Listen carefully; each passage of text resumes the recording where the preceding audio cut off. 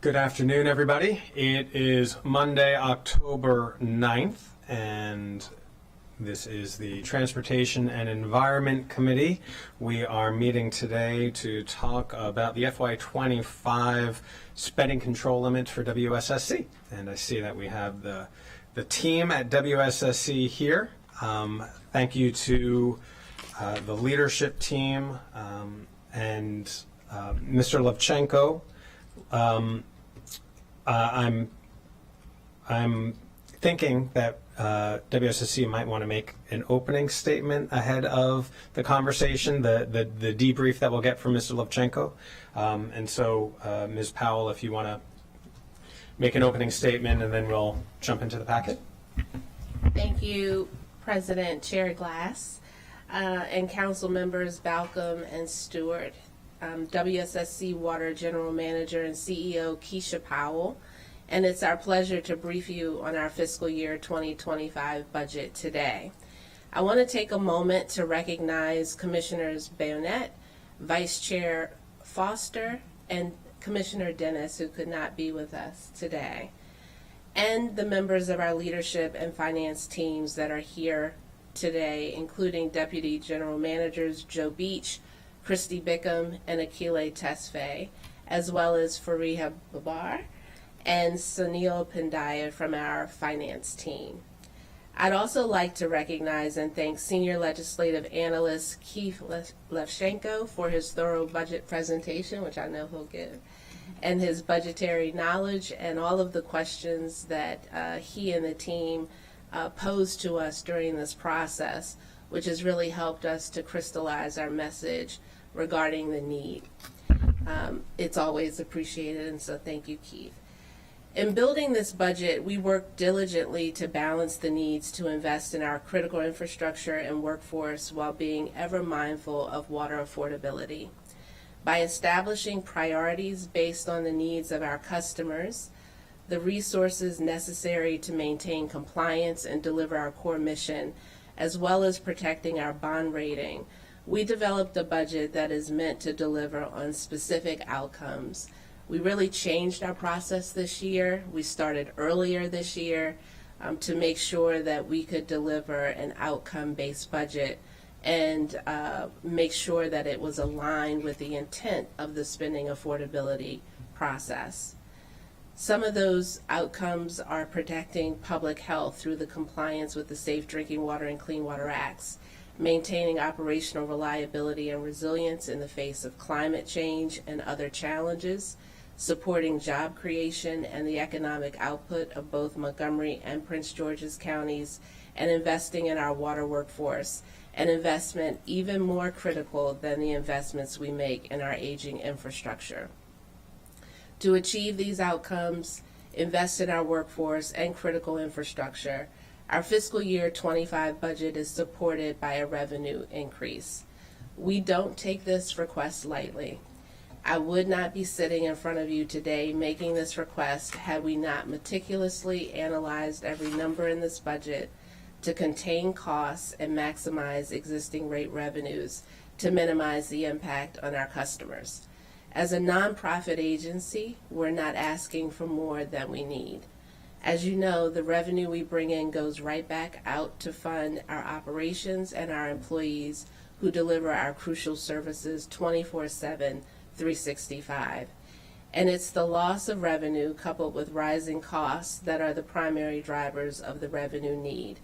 Examples of rising costs include heat, light, and power, which is up 11%, our share for the Blue Plains operation managed by DC Water, which is up 38%, and chemicals to ensure clean water are up 89%. As costs have increased, our revenues have gone down.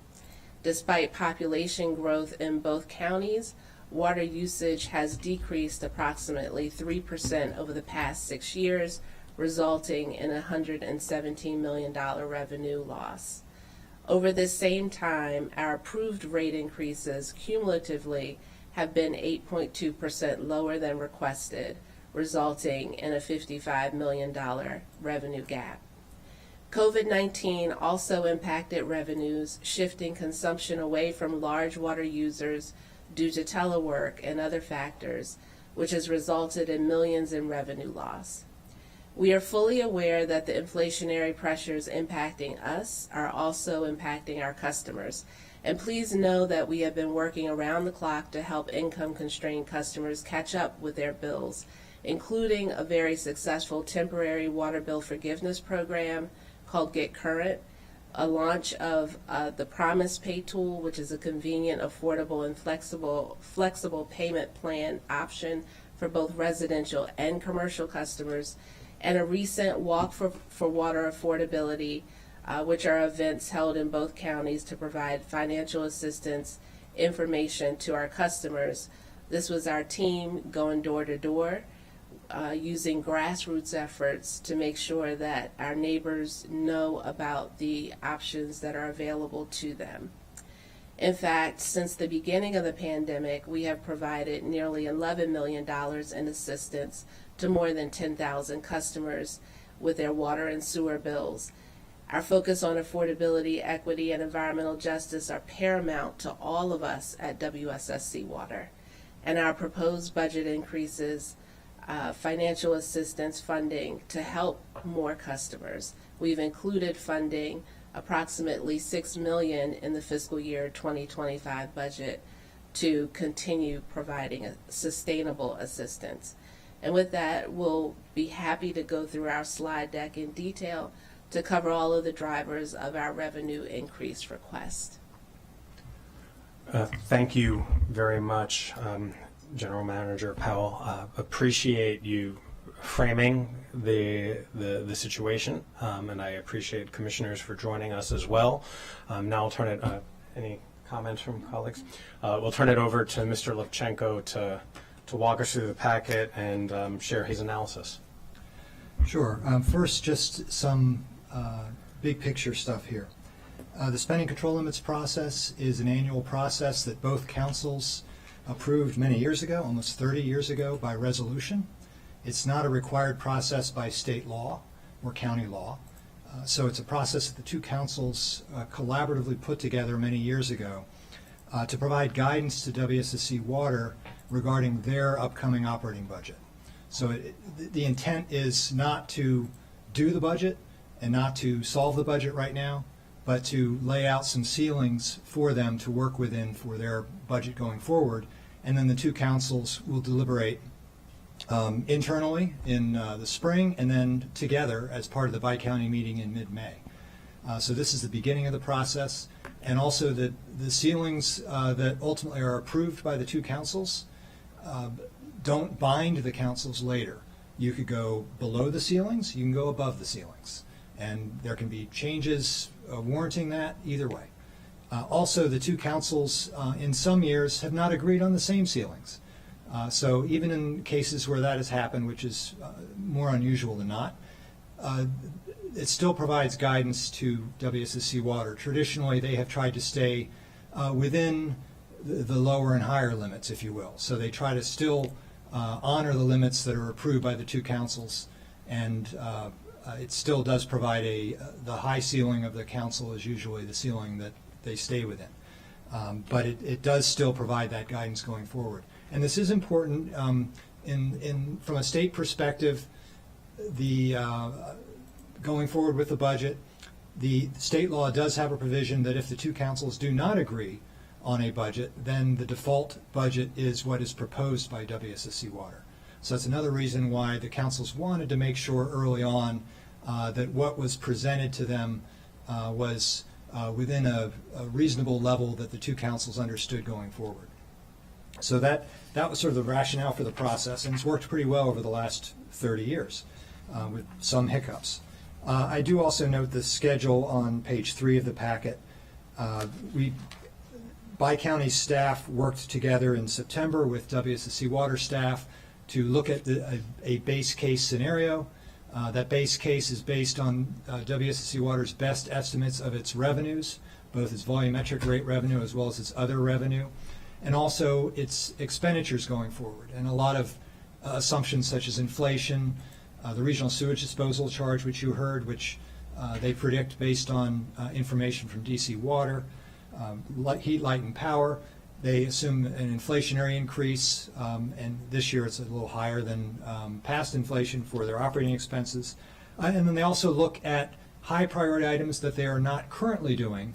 They may have done in the past or maybe not, or things coming down the line that they think they will need to do, and they identify those, and within that assume, typically in the base case, some increases for those items as well.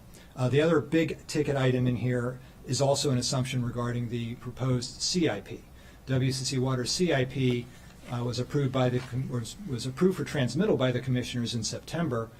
So we have the benefit of having the proposed CIP, and the base case assumes the debt service that would be needed to support the proposed CIP. Once again, the two councils will be reviewing the CIP just like the operating budget in the spring, and so there could be some change in the CIP. If there is, then there could be an impact on debt service up or down, and that'll have to be dealt with in the spring as well. But before you today is the base case as well as staff's recommendations. The next step in the process would be for WSSC Water to finalize its budget and put out a public hearing draft in January, and then finalize it in February for transmittal to the two counties.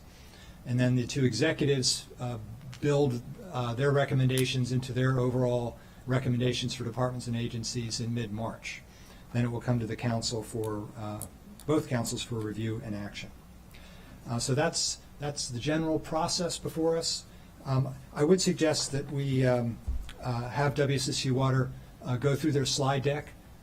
There's a lot of information and puts and takes. We also, for the benefit of also having two new Transportation and Environment Committee members who also I'm sure can benefit from some of this background as well. So I'll turn it back over to WSSC Water to run us through the slides.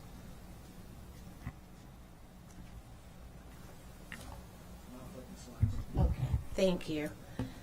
Thank you, Keith. I'll start the discussion by, again, reviewing our priorities, but I want to, if you go to the next slide, Keith, just remind of the scale of WSSC Water's operation and the fact that WSSC Water is the water and wastewater utility for Montgomery and Prince George's counties.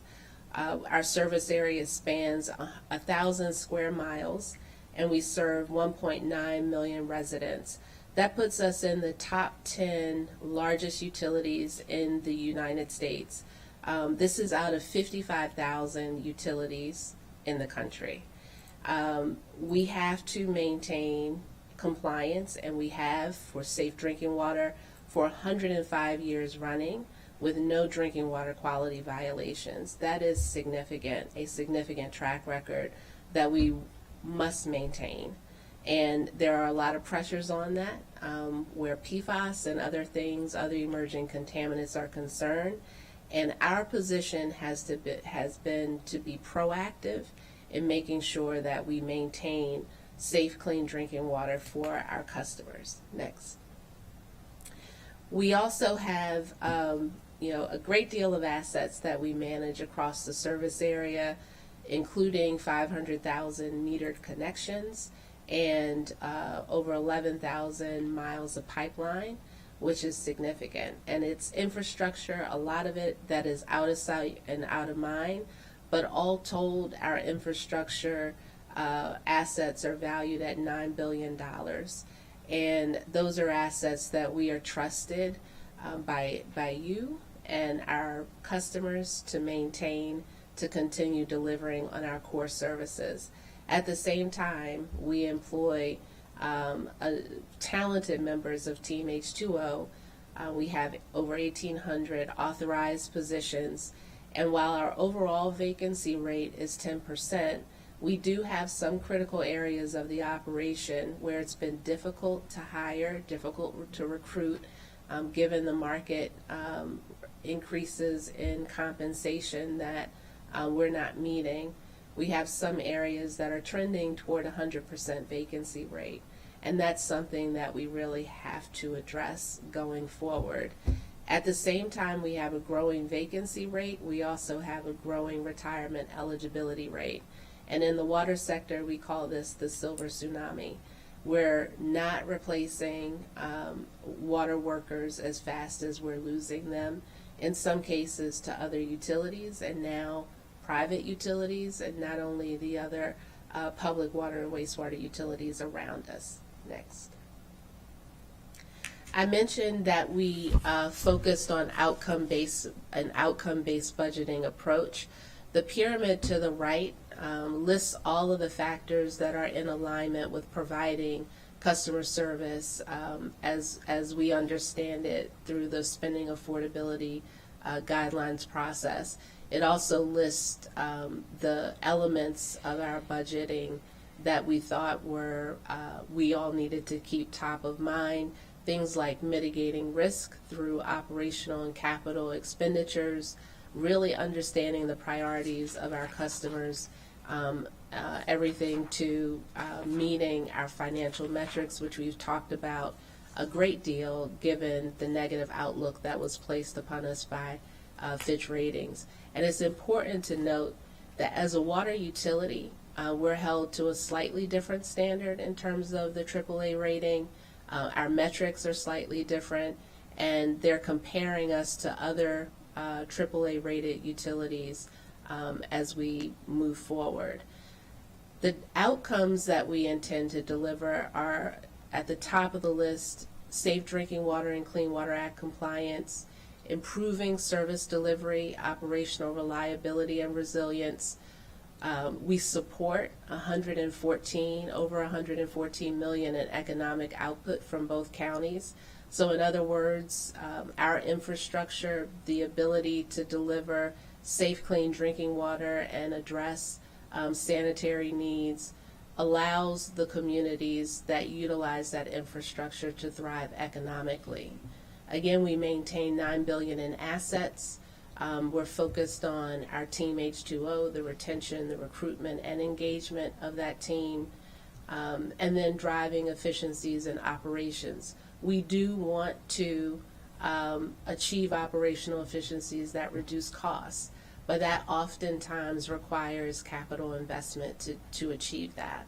And again, we have a number of risks that are specific to the water sector that we have to mitigate. Next. Our total budget request is shown here against the fiscal year 2024 approved budget. The FY 2025 preliminary budget request is $1.8 billion. $813 million of that is for for the capital budget, and $1.03 billion for the operating budget. Next. So here we've listed the highlights of our budget requests against the budget priorities that we set, and we included the amounts for each of those requests. I won't go through all of these in the interest of time, but we've tried to make sure that you understand what we're specifically budgeting for, how much it costs, and how that is tied to the priorities that I just mentioned.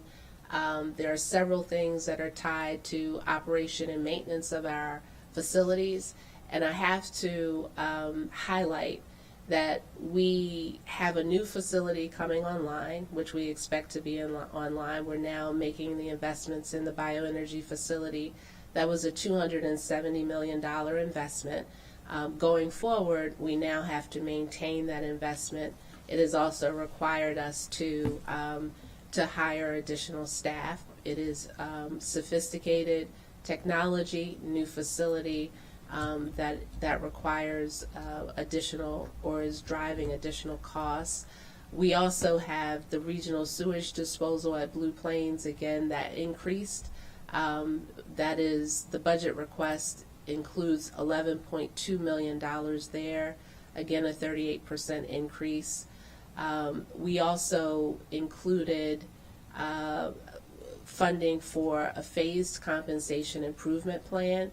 And we've noted in all of these cases where we're taking a phased approach. So we're not trying to do everything that we have identified we need to do in one go. We are really truly trying to phase addressing our fleet,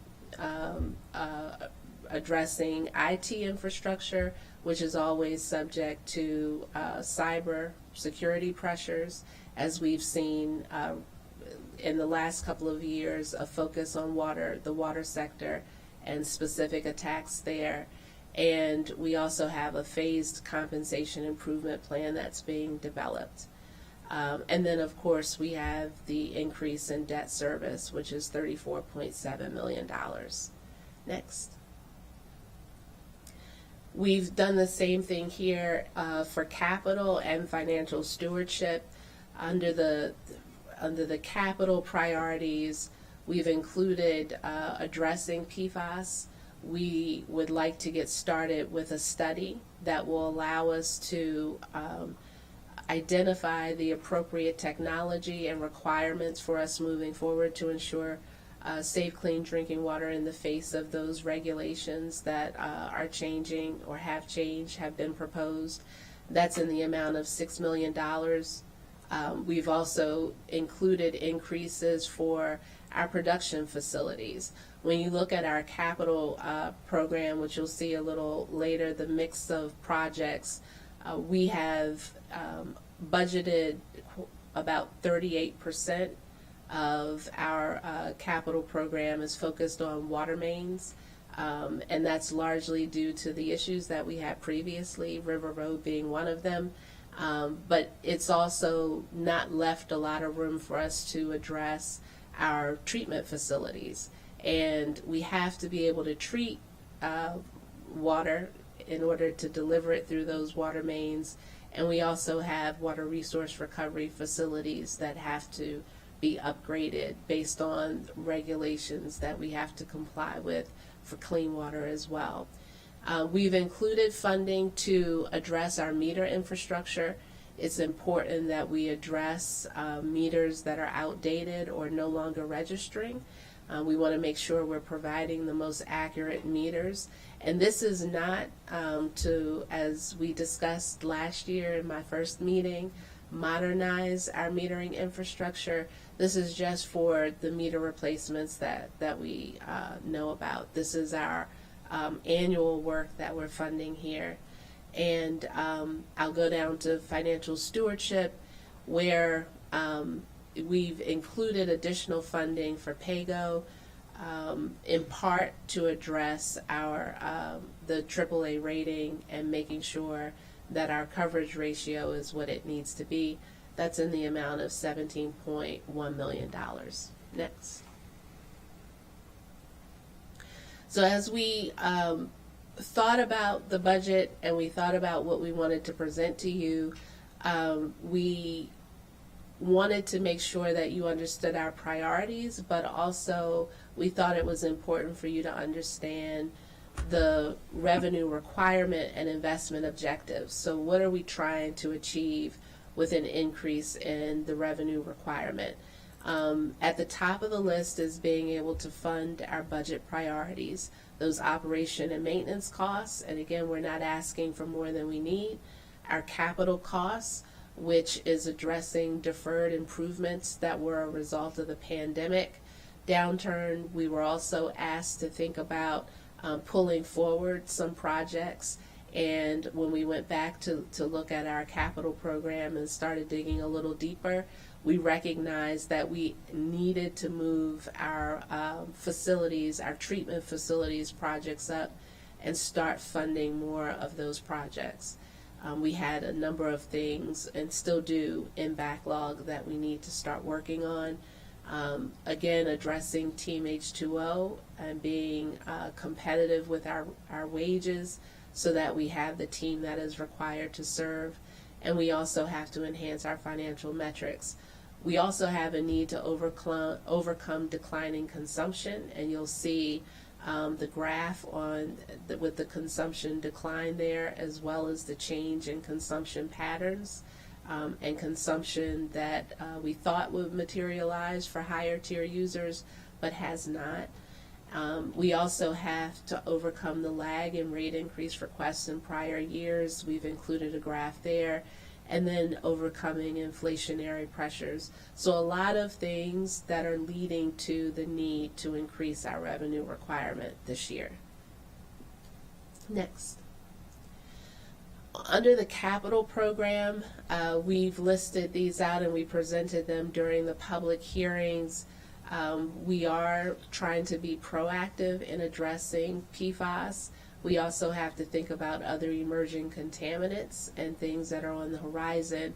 But this is a real pressure that we have talked about, and the whole of the water sector is talking about the need to address PFAS, not just in drinking water, but we also have to be concerned about wastewater and biosolids. The Potomac carbon feed upgrades we've included, that was a project that we brought forward. The system was originally installed in the 1970s, and it was intended for emergency use. We found this year that we had to use it well beyond emergency use to address taste and odor because of the levels in the Potomac River, and we expect that to be a trend that continues with the impacts of a changing climate.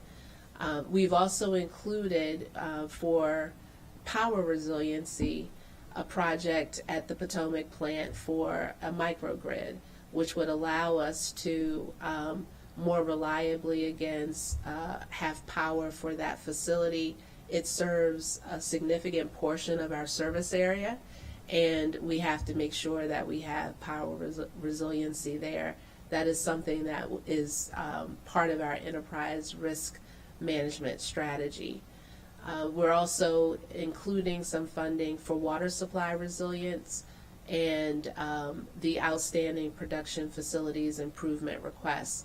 This past year, or earlier this year, we changed the prioritization of our capital improvement program. We have assigned those projects that are identified for health and safety or regulatory drivers, priority 1A and 1B.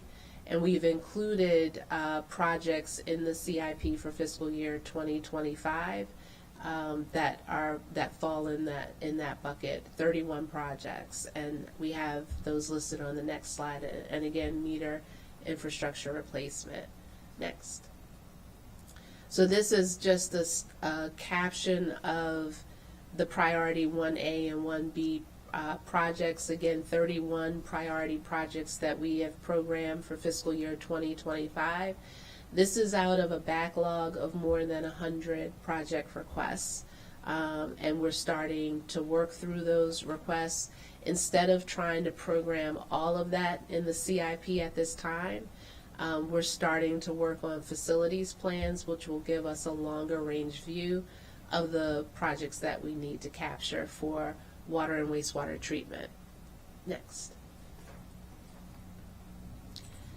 And this is the mix of the capital improvement program. In the gray bars, the dark bars, it represents our 6-year capital improvement program, which is $4.6 billion. The orange bars represent just the fiscal year 2025 capital improvement program areas at $813 million. And you can see in both cases the water distribution category, which is water mains and pump stations, have significantly more capital improvement projects than have been planned for our treatment facilities. Next. Now I'll turn it over to Joe Beach. Good afternoon, council members. I wanted to talk to you some more about the budget here. What you see on this page in the next couple of slides is we're just aren't coming to you this year with a bigger budget increase. We want to put that in the context of what we've been doing since the pandemic hit, and our revenues were hit severely, and we had to engage in voluntary spending reductions between 20 and 22. We saved about $151.7 million. Those were like mid-year savings plans that we were able to reduce expenditures significantly. That's the equivalent, that 151.7, of a 19.5% rate reduction for customers. We also, before the increase in interest rates, were able to refund our general obligation debt, saved about $63 million over 4 years. And you can see some of the other savings we've accomplished there from our group insurance plan, controlling overtime, renovation projects, position freezes. And our employees did not receive COLAs or merit pay adjustments in 21 and 22. Next slide. Again, this is the FY23 operating budget cuts. In addition, we did these reductions directly in response to the negative outlook from Fitch. We wanted to bring down our spend rate and address some of the concerns that they mentioned. I'm not going to read all of these, but if you just glance at a few, you can see these are direct service impacts. We were at a level after 20, 21, and 22 reductions where it really affected the customers. And on the next page, you'll see the capital budget cuts. Again, this was done directly in response to the negative outlook to make some immediate changes in our budget and fiscal strategy. And this slide says cuts, and actually what it is deferrals. These are non-discretionary projects. These are improvements to our plants, to our distribution system that absolutely has to be done. So we took about $110 million deferral in FY23. And we showed these slides when we met in January with all 3 of the rating agencies for our February bond sale. We showed them exactly this information as well, and they were impressed that, you know, we sort of had a lot of budget controls in place, but what they asked us is this sustainable? And we said, no, it's not. We can't keep cutting like this. It's going to affect deferred maintenance. It's going to affect our employees. We're going to have to start investing again. It sort of immediately addressed a lot of their fiscal concerns, but on a long-term basis, it really just wasn't sustainable. Next slide. This shows in FY 2024 where the money goes in our budget. You can see for people, salary, wages, training, benefits, about 23 cents out of every dollar. Debt service and pay-go is about 40 cents out of every dollar. And then operations and maintenance is about 37 cents. And the one thing I wanted to call your attention to is over 52% of our costs are fixed, and that is our revenues are affected by consumption, but our costs really, for the most part, are not affected by changes in consumption. Most of our costs, most of our investments in our plants, our distribution system, all those operations are to get water to households and businesses and be able to collect it when that needs to happen as well. So it doesn't provide us a lot of flexibility in our budget. Next slide. So here we break down in this matrix the different revenue requirements we have in our budget and what is that contributing toward our requested 11.6% revenue increase. So the first part, the largest part, would be capital budget support in terms of debt service payable. That's close to $35 million or 4% on the revenue increase. Improving our AAA metrics, that would be a $17.1 million increase in pay-go to bring down our need to issue debt. That's about 2%. The inflationary pressures that General Manager Powell mentioned from chemicals, services, water meters, that's about $12.4 million or 1.4%. The intermissible pressures from regional sewage disposal provided by DC Water is about another 1.5% of the revenue increase. And then new positions to support our operations. We've done a lot of position freezes, even some position cuts. This would be reinvesting in our workforce, about a 2.7% contribution to the revenue increase. And then investments we're making in affordability and customer service, about 0.6% for the revenue increase, and just additional operating requests made by our departments that we think are competitive and really should be funded, about 1.3%. Now, we were able to bring that down by increased service fees, and some of that would be the natural gas sales to Montgomery County for your bus fleet, and then cost sharing arrangements we have with the federal government and other partners for like the Seneca Forebay sedimentation removal. So about $100 million is the revenue requirement, about 11.6% net revenue increase. Next slide.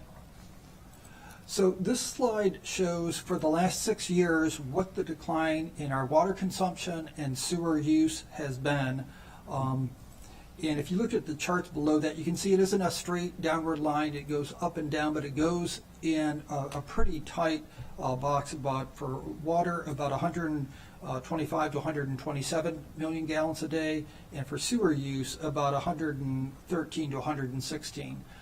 So it's stagnant in both ways, and that does directly affect our revenues since we're so heavily reliant on the volumetric portion of our bill.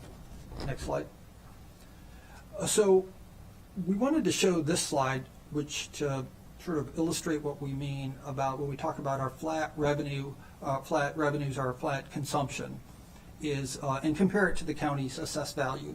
So for Montgomery and Prince George's County, the assessed value since 1999 to 2022, we don't include 23 and 24 because we base this on actual data, would be the county's, Montgomery's about 161% increase, Prince George's about 153%. Below that, you can see what the estimated property tax revenues and WSSC water revenues were to be from those changes. And then the actual property tax revenue increased revenues below that, 124.3%. In Montgomery, WSSC's revenue actually increased at that time period about 115.2%. But if you look at the rate, the county's property tax between that time period actually declined nearly 4%, and that was because of the increase in assessed value. WSSC Water, however, we had to increase our billing rate by about 252% because of that flat consumption. Our base of revenues, and we're very dependent on the water and sewer volumetric for that, was close to 253% increase, just to sort of keep our head above water, as it were, and to address our rising costs during that time. Next slide.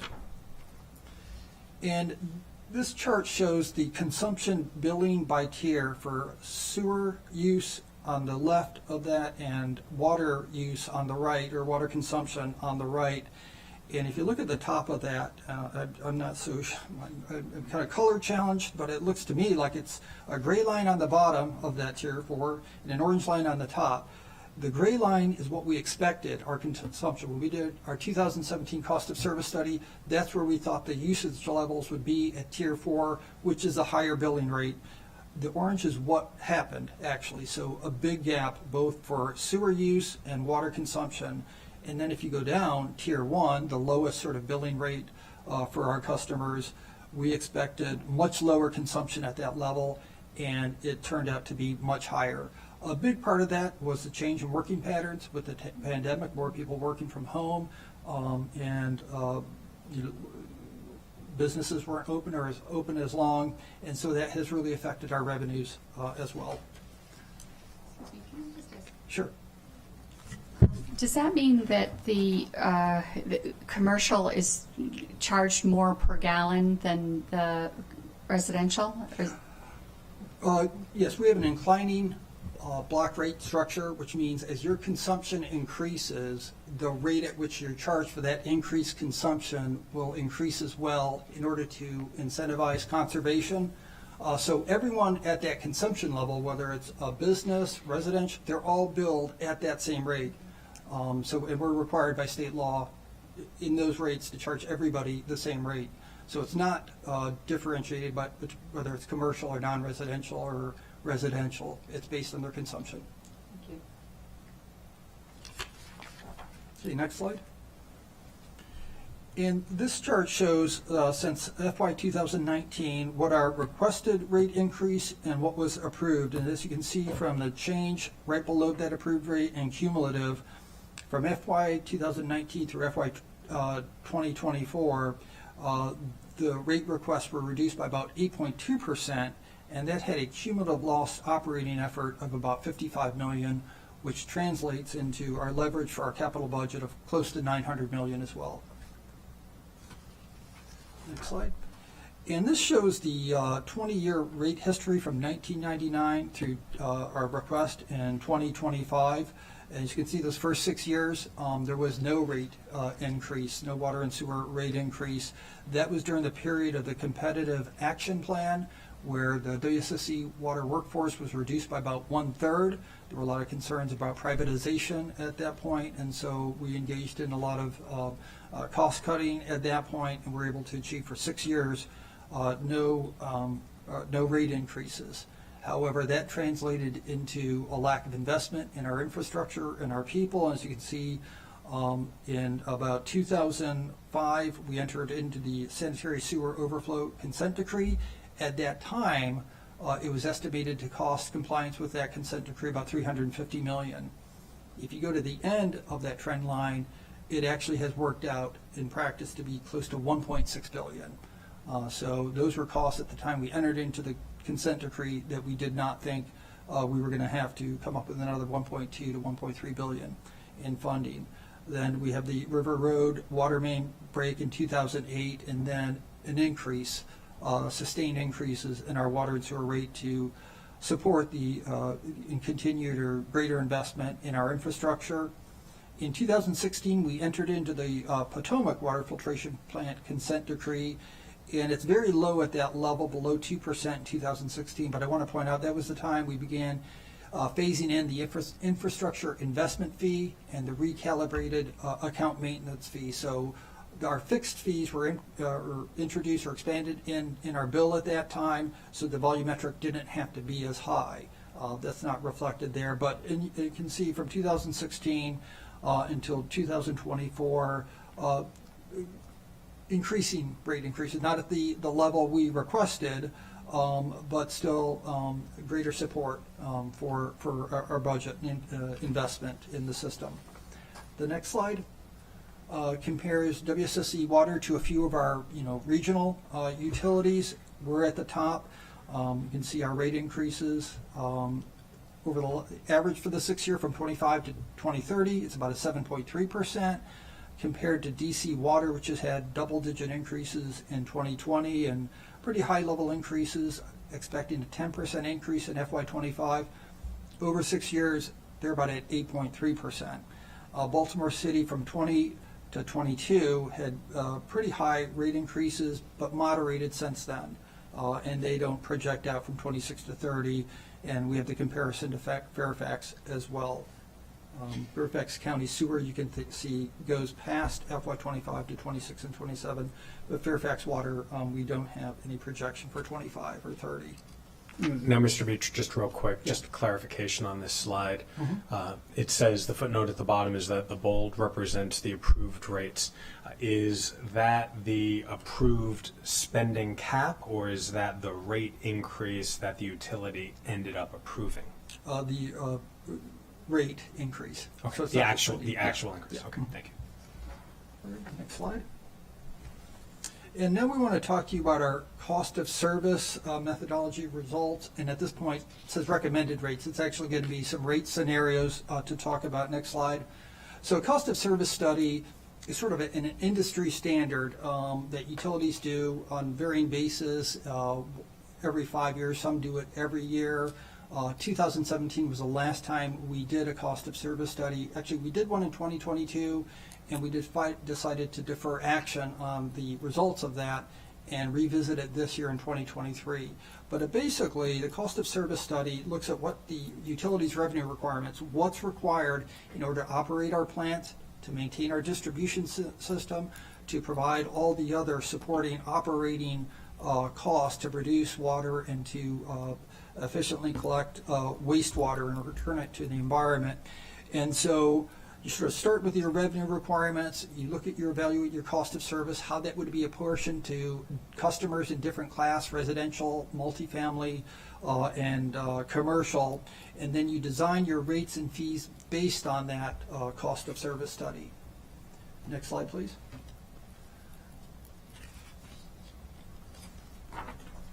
And I think I mentioned WSSC Water is unique in the state in that state law requires us to have uniform rates for all customers. We can't differentiate between commercial customers and residential. We are retaining our 4-tier inclining block rate structure that I mentioned earlier. And the rate recommendations are going to incorporate both investments we have been requesting, as well as maintaining our financial metrics at that AAA level as well. And the cost base, they will also include updates to the account maintenance fee and infrastructure investment fee based on the cost of service study and where it was recommended revenue recovery happen relative in our fixed fees to our volumetric. And we're also going to be recommending some significant improvements to our customer assistance program, and that's going to be incorporated into our FY25 rate design as well.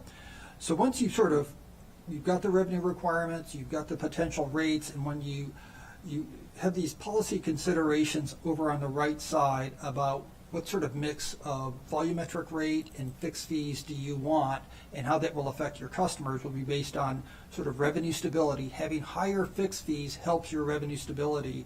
Allowing customers, low-income cap customers, not to pay those increased fixed fees, that addresses affordability. Rate stability is we don't want big swings in our rates from year to year. We want to keep that stable. And it's very important, especially in Maryland, under Maryland law, to have a rate structure that supports conservation, that sends the right price signal to encourage that efficient use of water. Of course, we also want to minimize the customer impacts and have a bill that's easy to understand and easy to understand. What I don't have here would be alignment with the cost of service study, the extent to which the rates then that we're recommending align with the cost-based rates and the cost of service study. Next slide. Now this compares for different jurisdictions, water and sewer utilities throughout the country, what percentage of their bill is based on fixed fees. And you can see WSSC water is on the left side of the chart. We're sort of low. It's about 9% for us. It goes up to a high of nearly 40% for New York City and Arlington, Virginia for water bill.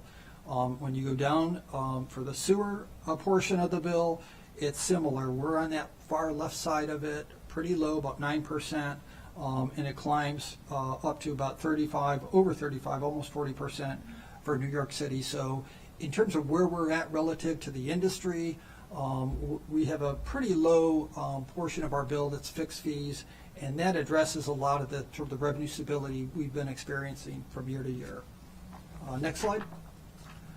So far, we've looked at 5 different scenarios for our FY25 rates that we would charge our customers. On the top of this matrix, you'll see what our current quarterly charges are, and that's on the left side. And then those would be our fixed fees, the account maintenance fee, and the infrastructure investment fee. Right now, the combined for a customer with about a 5/8-inch meter would be $30.70 per quarter. Below that would be our current quarterly charges for the volumetric use. And you can see each of the 4 tiers on our rate structure below that. So the first, just to point out, 0 to 81 gallons per day of use would be $6.53 per 1,000 gallons. For water use, $8.68. For sewer use, it combined at $15.21. For those customers who say consume up to about 165.9 gallons per day, only the gallons per day from 81 gallons to 165.9 are billed at that combined 17.01 rate. So you're not charged for all use at that 17, just that usage within that tier as well. That was one of the changes we made in 2019 when we changed our rate structure. Customers used to be billed at that higher rate. We've changed that here. So the 5 scenarios that we've been looking at so far, the first one says example A. That would be cost of service based. That means it's most aligned of any of these scenarios to the recommendations in the cost of service study. That would have increased to our fixed fees of $40.55. So that would be that dollar increase on the quarterly bill. I want to point out, though, that for our cap customers, they wouldn't pay that increase because they don't pay the ready-to-serve charge. So they wouldn't have that increase at all. Below that would be the change in the volumetric rates, and under example A, it would be basically no increase in the volumetric rate for any customer. Example B would increase the ready-to-serve charge by $15 and have it increase to all the tier rates you can see below. So it would be a $1 increase of $1.34 combined at that first tier, $1.50 at the second tier, and so on. That's about an 8.8% increase for the volumetric. Example C would be same $15 ready-to-serve increase, no increase at that first tier. So for low volume customers, which are almost predominantly residential customers, would be no volumetric increase, but then an increase below that for tiers 2, 3, and 4. Example D would be similar to example C in that there would be no increase to the volumetric rate for first tier, but there would be a $30 increase to the ready-to-serve charge. And example E would be a $20 increase to the ready-to-serve charge, no increase at that first tier for customers, and then an increase after that for tiers 2, 3, and 4. We're actually working with our consultant on other billing scenarios. We are very interested in having, for our CAP customers, a reduction of a bill credit for their volumetric use. We'd like to see the impact of actually a bill reduction for our CAP customers. So we're still reviewing these. This is informational only at this point. We just want to give you an idea of what scenarios we're looking at. The next two slides show what the change in the quarterly bill would be. First of all, for non-CAP customers, under example A, it would be $40.55. You see where the gray bars are, that shows the different tier usage. So it's about a $40.47 increase in the quarterly bill. For example B, it goes from a $15 increase, this is non-capped customers, up to about a $65. And this is again for a customer with a 5/8 inch meter, about 150 gallons per day public use or water use. That's pretty much a 3-person household with 50 gallons per day. And you can see on example C, again, a $15 increase in their bill, growing to, as their consumption increases, to a $68 increase in the quarterly bill, and so on for example D and example E as well. And when we look at the, in the next slide, shows what would be the change in the bill for CAP customers. So for example A, there would be no increase at all to the CAP customer's bill. In fact, in some case, a minor decrease. For example B, it would go anywhere from, at that first year's, no change at all to the bill, to about, for higher consuming CAP customers, about $50. Most of our customers, CAP customers, are in those first two tiers.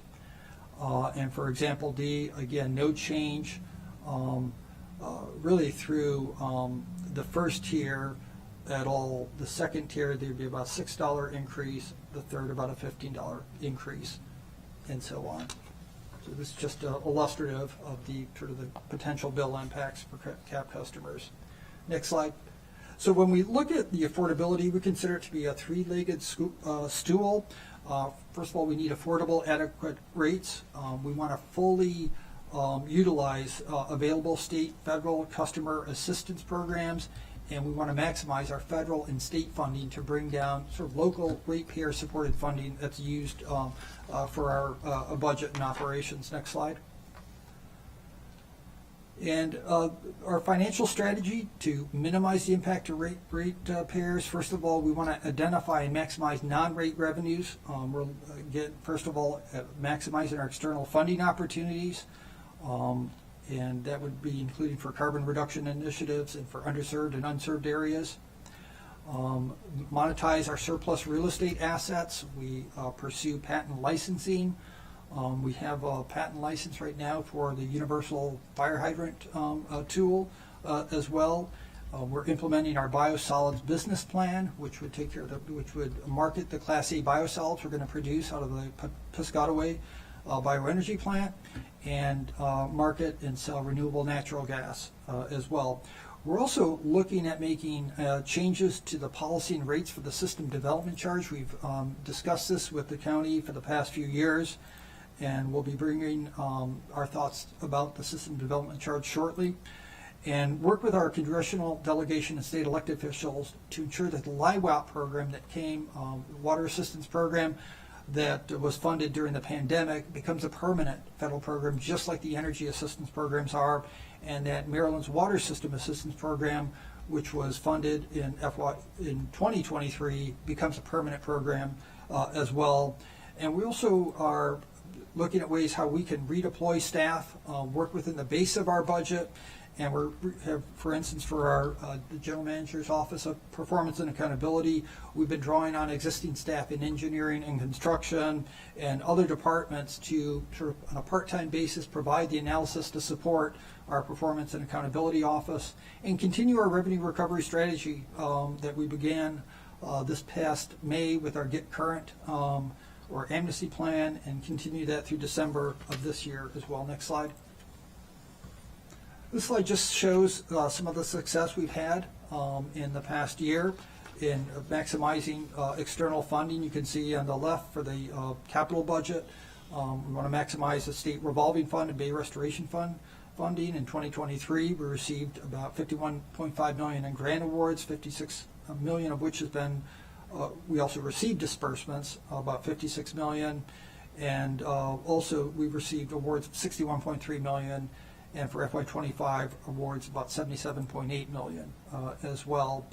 And on the right side, you can see we recently received 2.6 million MDE performance-based operating grants, and below that, 3.7 million from the state for performance-based operating grants for our water resource recovery facilities, and we're receiving 22 million for lead service line inventory and replacement in the first round of federal funding. Next slide.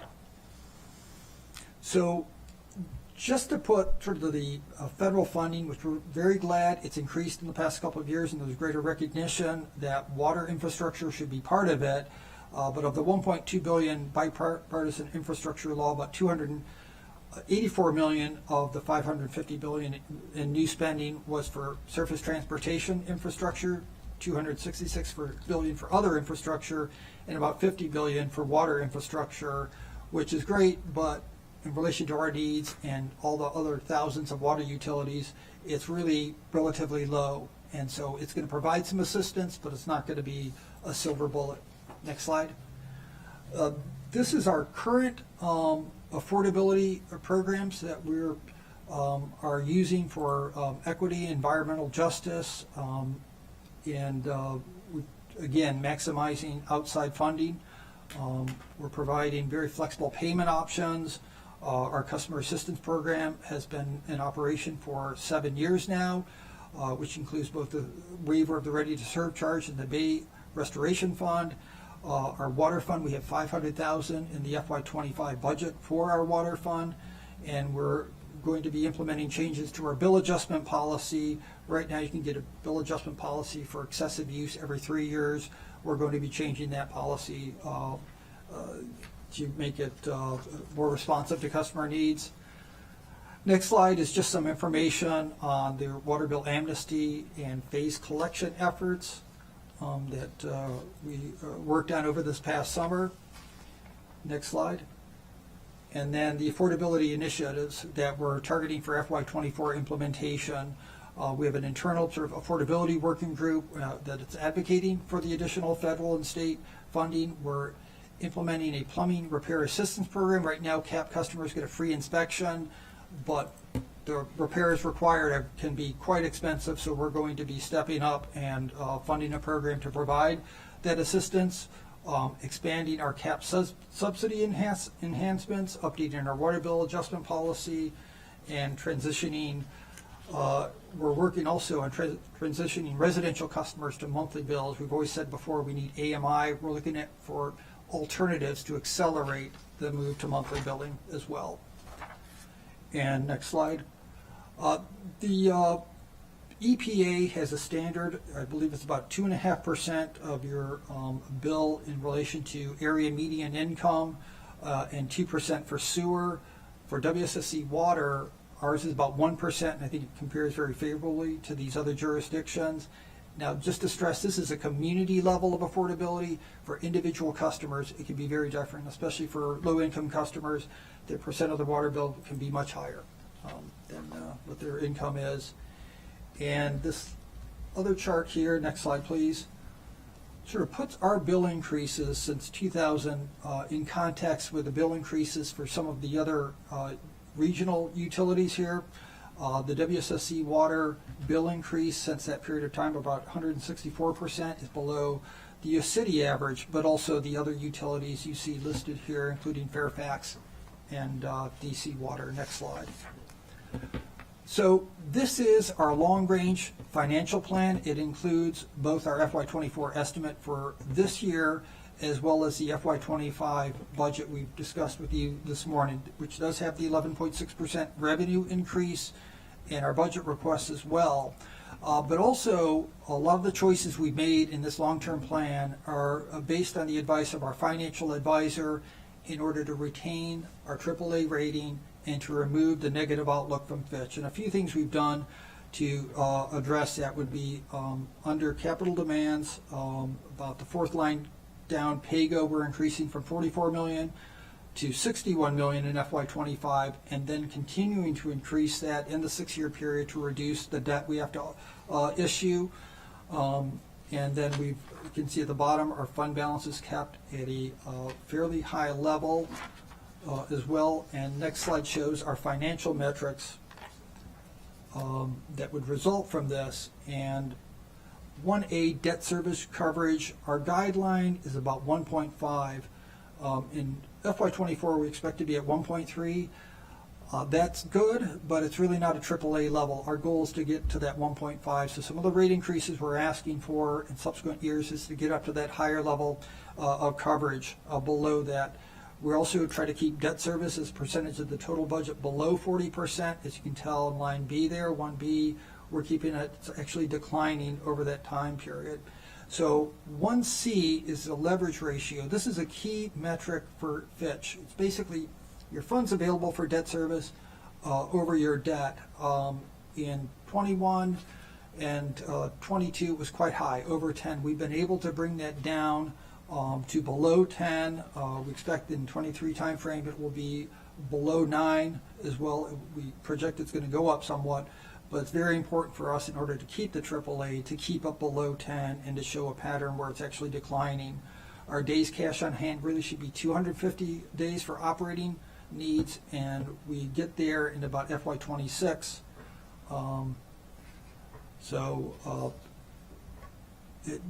The long-term plan is sort of structured both to address our operating and capital needs, but also to maintain the AAA rating. So that concludes our presentation, and we can take any questions you have. An extremely deep dive into the financials and putting some perspective around it. And I always appreciate perspective, not only with regard to the last 20, almost 30 years within WSSC, but then regionally as well. Let me share with everybody a little perspective about where we and more pertinently where I'm coming from here. Recognizing the nature of WSSC's work, a dual jurisdiction, working to support clean and safe drinking water for Montgomery County residents and Prince George's County residents as required by state law. I reached out to our colleagues in Prince George's County. It was my original intention to have a joint hearing with members of the Prince George's Council's TIEE committee, the companion committee, the Transportation, Infrastructure, Energy, and Environment Committee. I was trying to work out with the chair of the council, Dernoga, and the chair of the committee, Mr. Olson, a broader conversation, because I think it was noticeable the double-digit increase that is requested. And in looking at the context from the last 30 years, never has there been a double-digit increase approved. And so that itself warrants a broad conversation. And again, I genuinely appreciate this presentation because it highlights the challenges that lie ahead. And as I have said once, if not twice already during this council, but many more times over the prior years, that we need to figure something out so that we're not stuck in this cycle. And that will require our partnership and coordination with Prince George's and with their leadership, and quite possibly with folks in Annapolis as well, if so needed. Unfortunately, because of schedules, we could not have that joint conversation. But what I have done is reached out to the county executive, and has been, as has happened in the past, requested that County Executive Elrich speak with County Executive Brooks to try and find some agreement. If the 11 members, or at least 3 members of this committee and the 3 members of that committee, although I think they probably have more than 3 members of that committee, nonetheless, the 22 members of the 2 councils combined, I think it's easier to have a facilitated conversation with the 2 executives. And so I have asked County Executive Elrich to do that, and I believe that he's engaging in that conversation. And so I'll say after that tee up that I am not inclined at this point in time at this conversation to approve anything, because I would like some of those conversations, some could call them negotiations, to take place. But I would like to ask our representatives on the WSSC board, the chair and vice chair, can you share with us your thoughts as you are undergoing this work, as you are trying to provide a fiscal plan for today and for the future to keep all of our residents, maintain the residents' ability to have clean and safe drinking water? How are you reconciling this situation? Ms. Foster? Well, I certainly recognize that it is a large increase.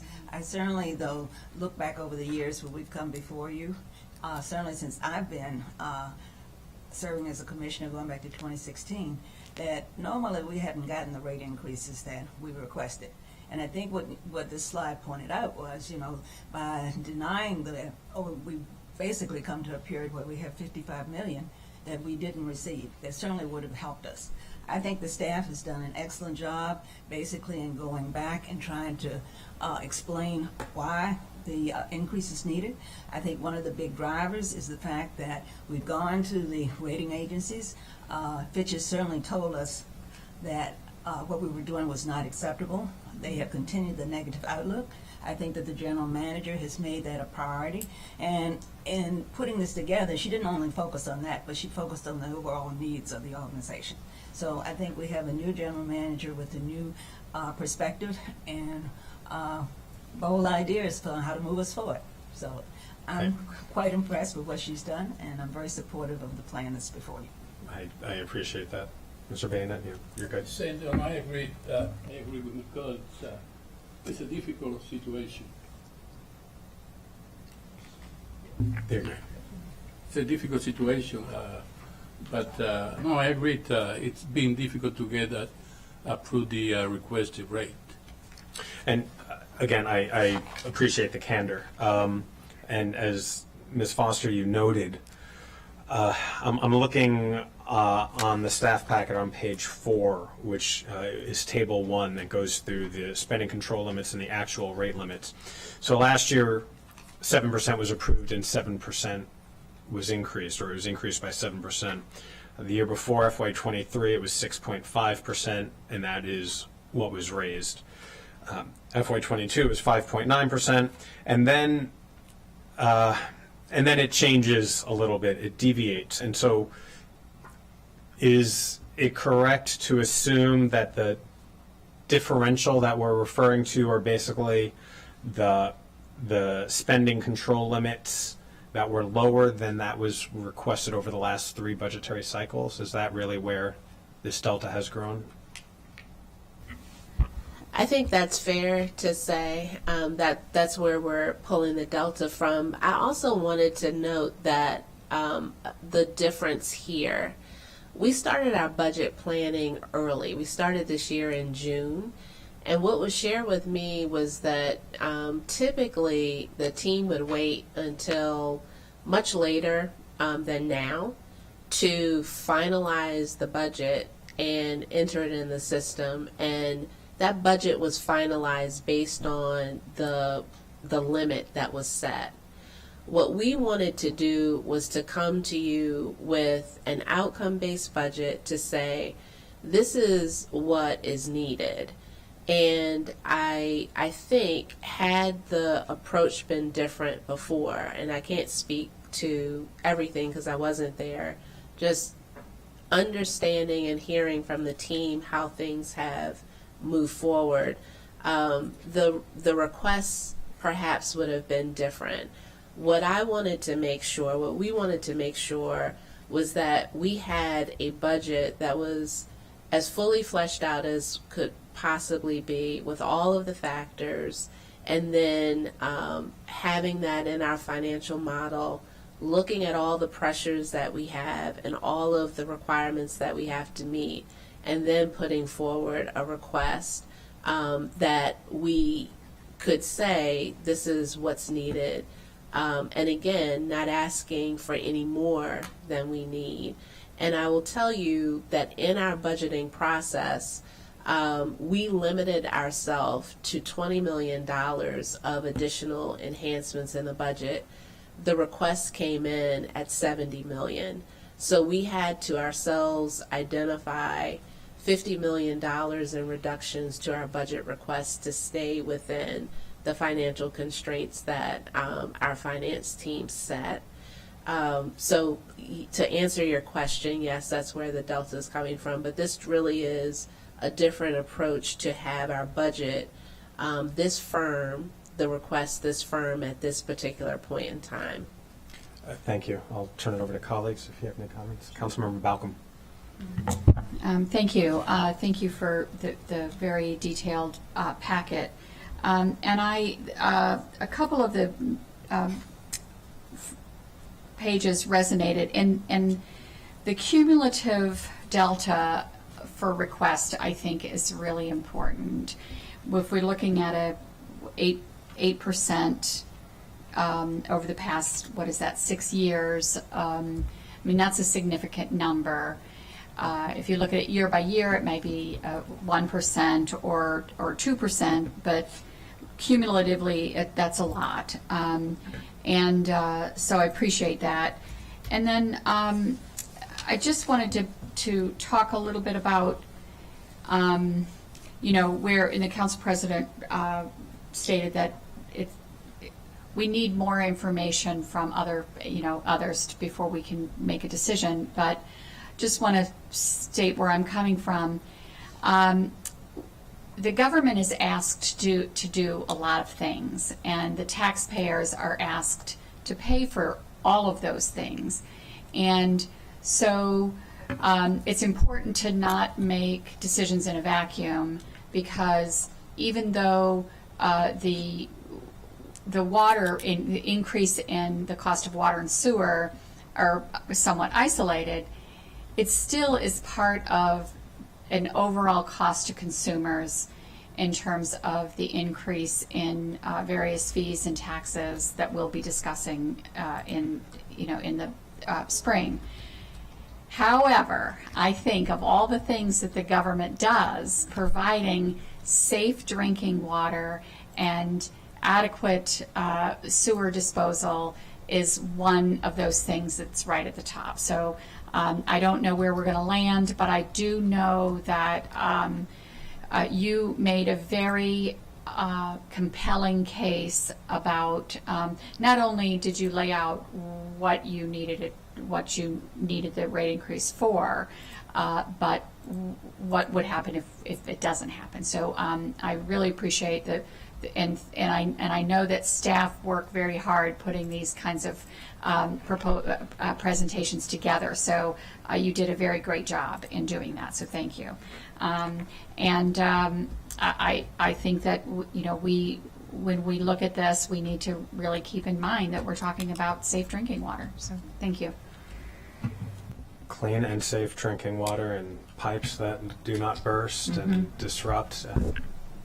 You were just nodding. You're silently agreeing. I certainly appreciate that feedback and that focus, and we have been making that case as well, and we understand the burdens that our customers face, which is why, in addition to making this request, we made part of this request being able to protect those that are most vulnerable to the impacts by truly setting ourselves up to have sustainable funding for customer assistance and making sure that we have multiple ways to assist customers.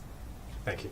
Councilmember Stewart. Great. Thank you so much. I appreciate all the work that went into this and thoughtfulness.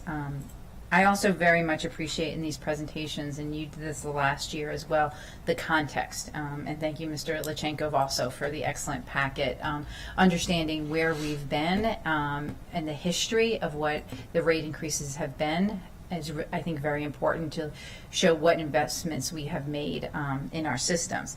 In addition, looking at how we compare in the region, I think is also very important to us as we consider what increases there may be. I think I'm very much in line with Councilmember Balcom, though. The bottom line to me is the 1.9 million residents and the safe drinking water. We have seen, and even not so far from here, what happens when we don't have the investments in the system. And so that really is the bottom line. Ms. Powell, I think you said something just now that I think is really important about sustainable funding for the future. And I think, as Council President Glass said, we can't just look at this rate increase, in isolation. And I know that work is happening, but I think for me, looking at a significant rate increase this year, whatever it is we land on, I feel much more comfortable with it if I saw that we really had a path forward in terms of having sustainable funding. And that may be engaging folks in Annapolis. That I know you spent a lot of time today talking about the cost of service study, but really thinking about not just what the rate increase is going to be this year and the guideline, but how we're going to make it sustainable moving forward. And I know you're doing that work, and I appreciate the beginning of the conversation today. Thank you. Thank you. So we are all in agreement about the importance of the work that you do on behalf of our larger DMV and particularly the residents of Prince George's and Montgomery counties. And the context is important. And so what we will do, and I'm speaking now to Mr. Levchenko, I will be in contact with the county executive to hear from him about the conversations with our colleagues in Prince George's County. I'm not sure if the timing of their committee meeting, did they meet last week, I think? This week. It's okay. I knew it. It's all happening very soon. So we'll reach out to them again and just share our thoughts of what we collectively need to do, and then we will follow up whether or not the committee needs to meet again to codify this, or as council president, I'll just elevate it to the full council. Hearing the recommendation from the county executive after those conversations, we'll take it up there. But again, very much appreciate the work that staff is doing. Thank you to our commissioners. I appreciate your optimism about where we're going. We just have to get there. And these are some tough conversations in order for that to happen. So with that, this conversation will continue. And that is it for today's T&E committee. So we are adjourned. Thank you. Or don't know how, so I definitely advocate for myself.